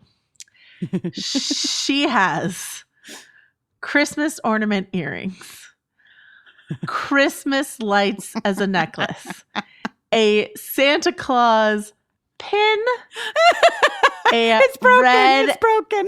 A red and green plaid dress, and a matching red and green plaid bow in her hair. It's Sharon Chersky. It's December 23rd. They're in school for some reason, but Sharon has decided to bring all of the holiday cheer on her body. It is the Chersky flannel that I'm here for. That was beautiful. It was a beautiful delivery. It might be your best delivery of best use of flannel to date. I mean, she just dazzled me from head to toe, if I'm being Truly, honest. she's there. She's in the festive spirit. You cannot deny it. So Joanna, now that we've tackled our best use of flannel, it is time, as Graham says, we're going to church. They get the call from Angela where she is. He doesn't know that Patty's going to show up there too. And they all sort of convene on, this is Christmas Eve now? Or this is the 23rd? I think this is still the 20th. Still No. This is Christmas Eve. Because she's setting the table for Christmas Eve dinner, right? And like the helpline was going to be on Christmas Eve. Right. Yeah. Because this is a very empty church for Christmas Eve. Yeah. Listen, right? even I've been to church on Christmas Eve. In fact, I have. People who don't go to church all year go to church on Christmas Eve. I just like the music. So Yeah, I go just for the music. Yeah, I have been. I've been to St. Paul's Cathedral in London a couple times on like Christmas and Christmas Eve, and you know, it's just like a really beautiful experience. Oh, that sounds incredible. The music in this church is fantastic. This choir of 4 that they have. I don't know how you become a choir if you have to be more than 4 people, but I'm calling them a choir of 4. Well, I mean, let's just say it. This church is like basically seems like it's in a graveyard. Like what is the entrance to this church is a little spooky in a way that like I don't know that I would want to go there on Christmas Eve. And it also it appears to be on Tennessee. Like it's on the same street, right? Because Patty is on that street looking for the warehouse, right? And she finds the church. So I would say on the wrong side of the tracks, probably, right? But churches are full on. I just feel you're right on every side. You're right all on the any sides street, of the tracks. Every side of the track. Churches. You're exactly right. I'm incorrect. Yes, but yeah. So okay, they have this conversation, Patty and Juliana Hatfield. We've kind of talked about it already, right? There, but for the grace of God, that's all she says. She doesn't finish. Go I, right? Or does she does say it? Okay, in my notes I stopped it there, but for the grace of God, and she asks Juliana 2 questions: why did you leave home, and how did you die? Because Juliana has told her, you know, I had a mom. I had clean sheets. And, you know, we had the kind of fight that has you. So Patty's like, what the fuck? Patty's fully aware that she's speaking to a ghost, and she keeps her composure, which is, you know, you got to say, there's a lot we can say about Patty, but it's a pretty badass move to be like, okay, I'm speaking to a ghost and I'm going to continue this conversation. Yeah. But yeah, you know, to be serious, she is lost and devastated and confused and gutted by the fact that this child, Juliana, J.H. Angel, has had a fight with her mom, went out, you know, ran away and froze and died. because she's starting to see the thing we've been talking about the whole episode, which is that we can sort of all wind up in situations that put us on the streets. Certainly there are some of us who have more ability to stay off the streets because of race and class and all sorts of other things. But when you get down to it, the root of it is that like we're all human beings and we all deserve to not be on the streets, right? Absolutely. And like Patty, once again, Bess Armstrong, like as Patty, she's crying. Yes, she keeps her composure, but she's also crying. She's talking to this girl. When she says, "How did you die?" The delivery of that line I found incredibly powerful. And then she says, "I froze." And then her reaction to that, her utter terror for Angela, her empathy for this girl, all of it just working together. And then and then the show gets a little cute with its writing when it's like, I could be in her shoes, she could be in mine. Yes, she's like literally in her shoes. I'm like, okay, but like just it's sold, I think, chiefly on the back of Bess Armstrong's performance. Oh my God, when she says that, what does she say? "God, please help me." And she's just standing in the snow outside of this church. And then like, and this is where I'm like, I'm one scene away from openly weeping at this point. I almost lost it in this scene. And well, I probably wept because of this scene.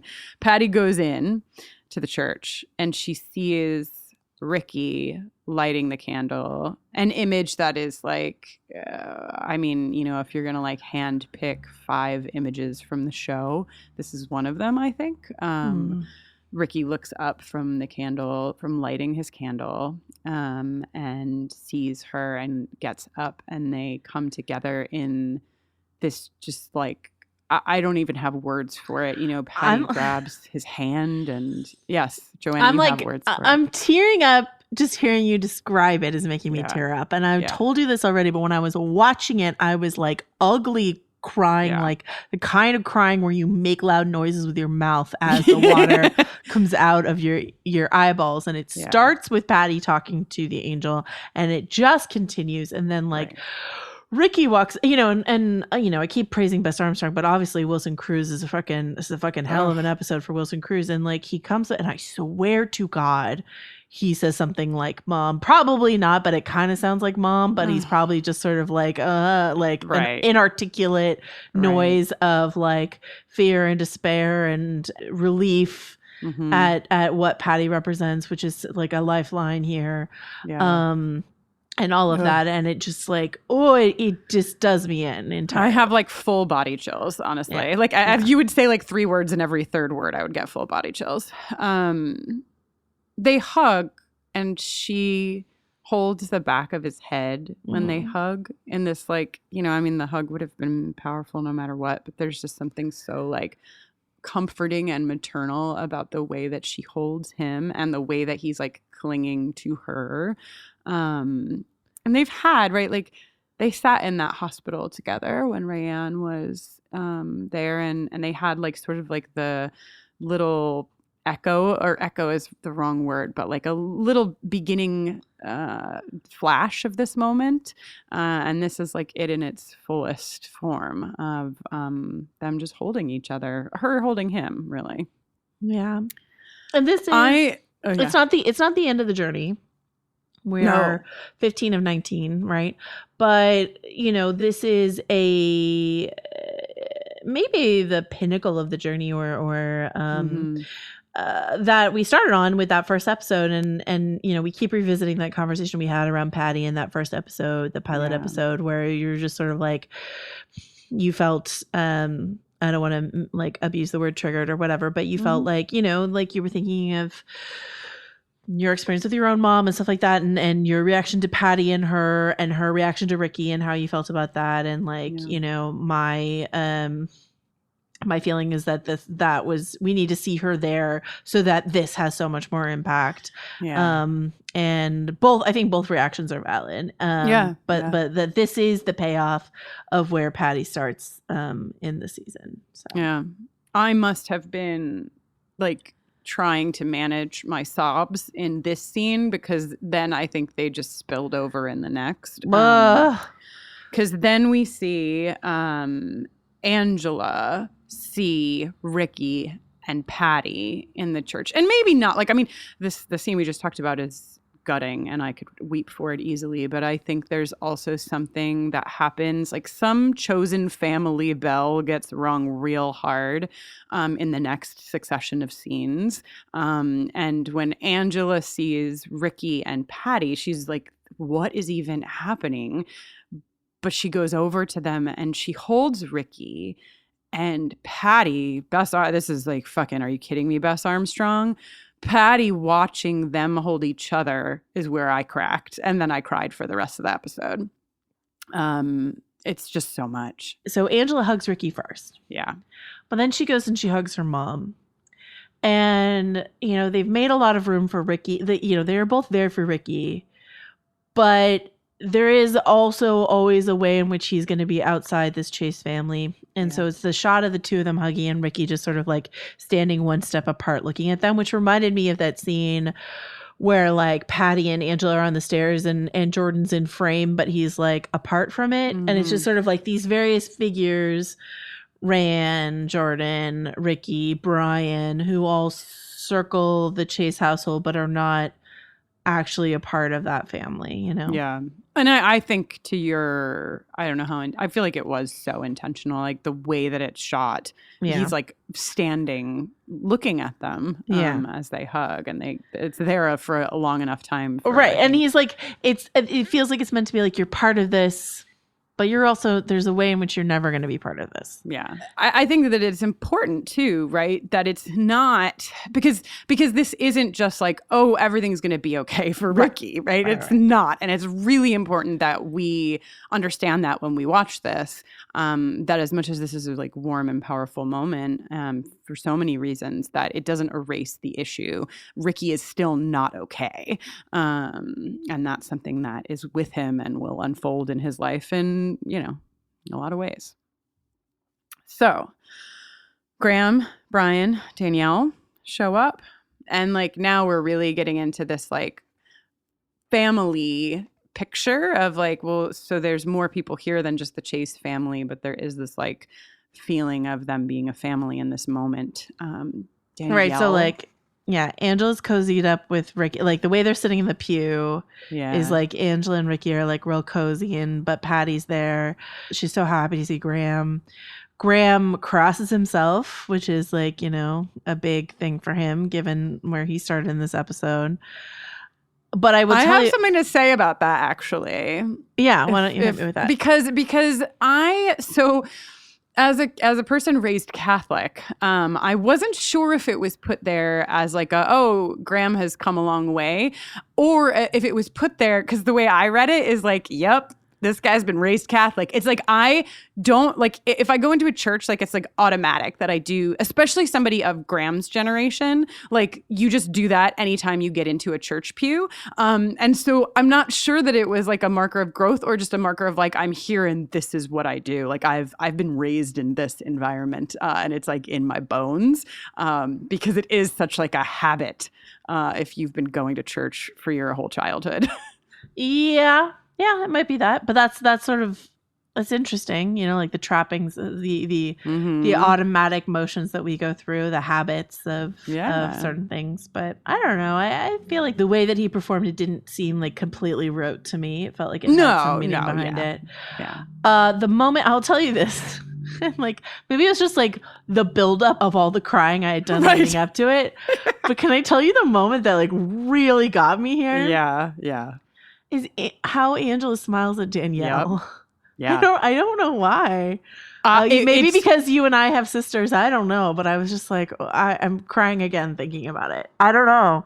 And I think also you think you're done. Like you think like you're already crying and like the all the moments that have punched you in the gut are over.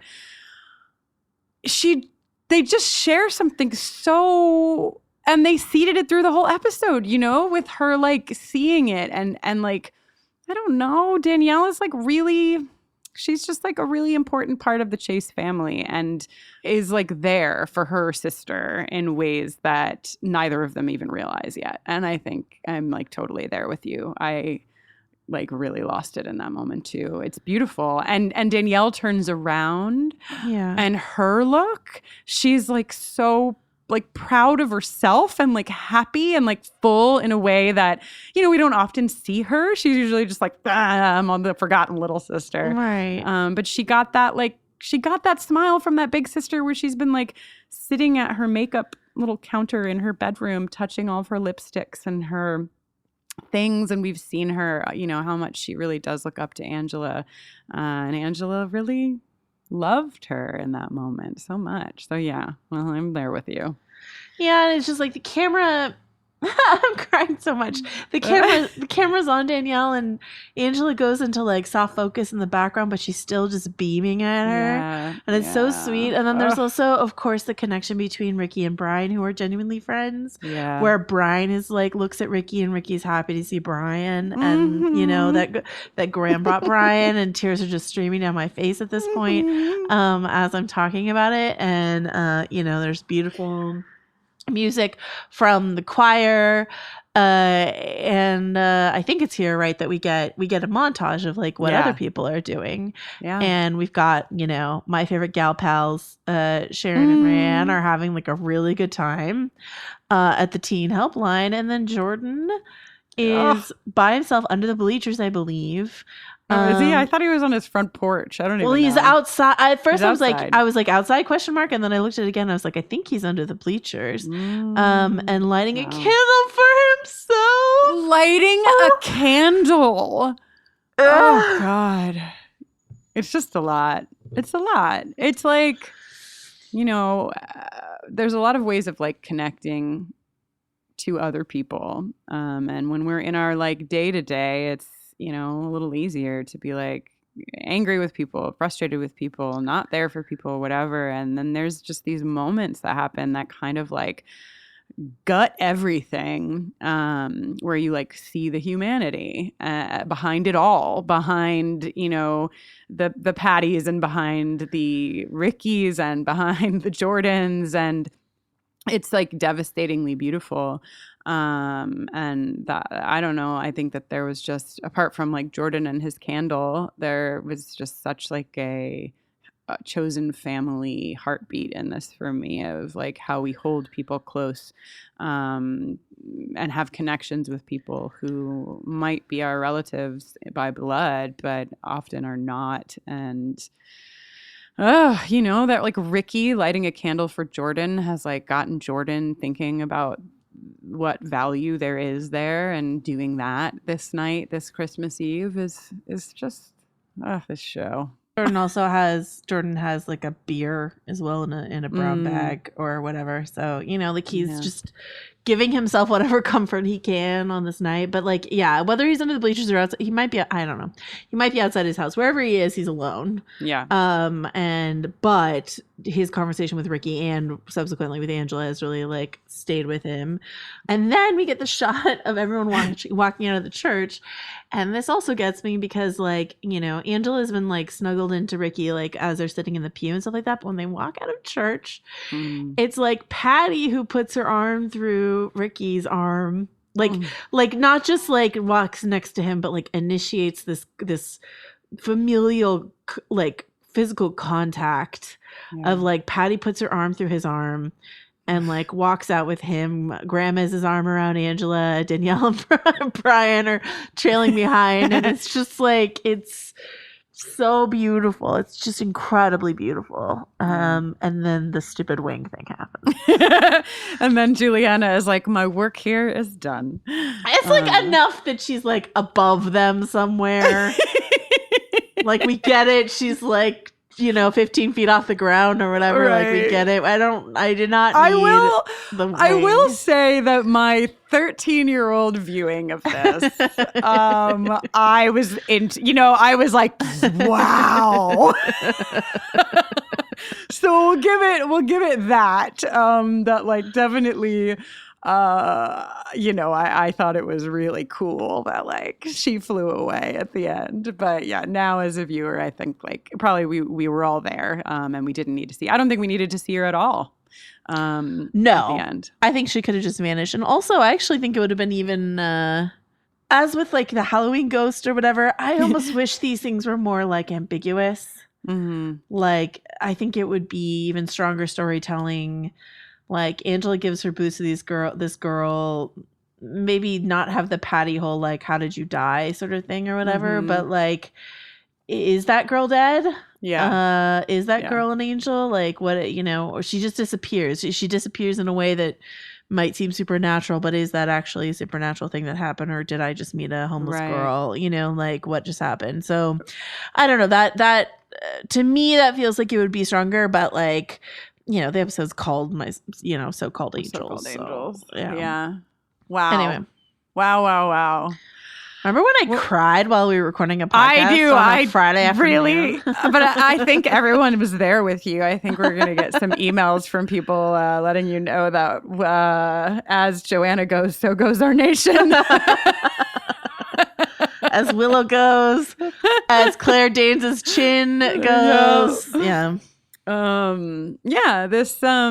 This episode really had a deep impact on me, a 13-year-old me. And it's really remarkable when you go back to something that impacted you that much at a young age and you find that it can still impact you now, because it's not always the case. And it's just really special to know that some of the things that struck me then still strike me now, and to see how some of the things that I learned in the episode moved through the rest of my life, So yeah, just a brilliant episode. And you mentioned at the top that the 90s gave us a lot of like homeless youth themed episodes. They really, really did. But I don't know that there were many homeless youth storylines that focused on a youth who was struggling with gender and sexuality. Absolutely.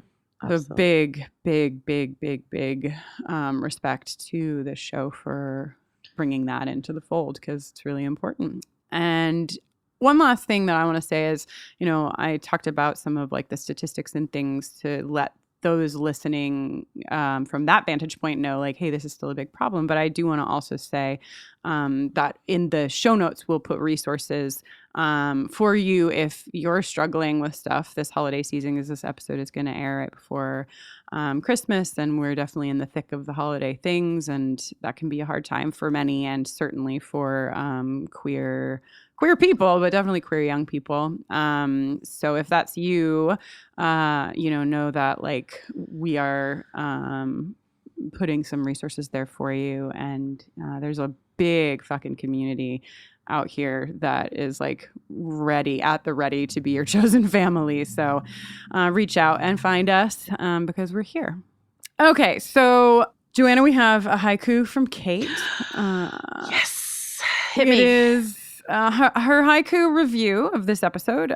She says, "It's like so heavy-handed, but I fucking love the ending in church." So, do you think is the ink in the email that Kate used to send this smeared from her tears? Like, do you think Kate was crying when she typed? It's amazing. I didn't know that email ink could bleed, but it does. Lo and behold, yeah. Yeah. So, I mean, if you're referring to the angel wings, boy, were we right there with you. But yeah, we love it too. Fuck this episode. Woof. So we're coming back in the new year with a New Year themed episode. So that's fun. So I, for one, wish you all a happy holiday season. We're in the thick of things. Hold the ones you love close, and try not to go into too many department stores. May your earrings be ornaments. May your necklaces be Christmas lights. May you dangle other ornaments from your body. May your family, chosen or biological, always save the angel for you to top the tree with. And may your boots have no holes in them. Yeah, love you all. And listen, I just want to say, I don't go home for the holidays. I haven't for years because of family stuff. If you are not with your family this holiday season, we are with you. So much love to you and yours, and celebrate however makes you happiest and most full of comfort and joy. Hell yeah. I know how I'm saying the ending, with or without you.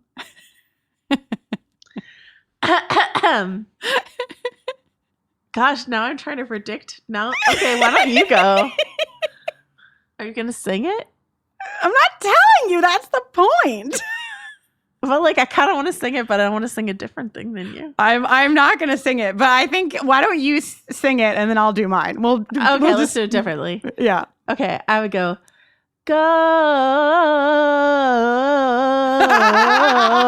Now go. That's how I would do it. Oh, that's good. You should have gone last. Mine, I was just gonna say, go, no, go. Like, holy cow. Love it. Wow. So see you in 2020, everybody.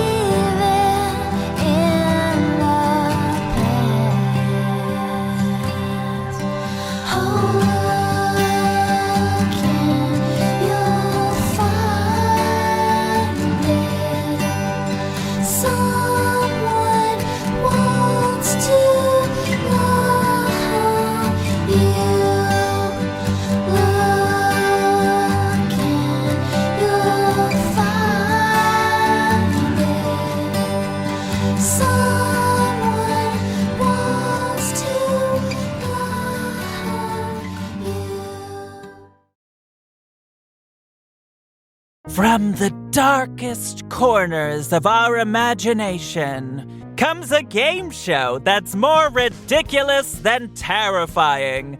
Welcome to Tickled to Death, the horror comedy game show where nothing is sacred, everything's a little unhinged, and the only thing more cursed than the questions are the jokes. I'm Roz Hernandez, your fearless host, and each week I'll be leading a brave group of guests through twisted horror trivia, improv games, and enough sarcastic banter to make you question all your life's choices. So come for the screams, stay for the snark. Listen to Tickled to Death wherever you get your podcasts, and hit follow unless you want the show to follow you.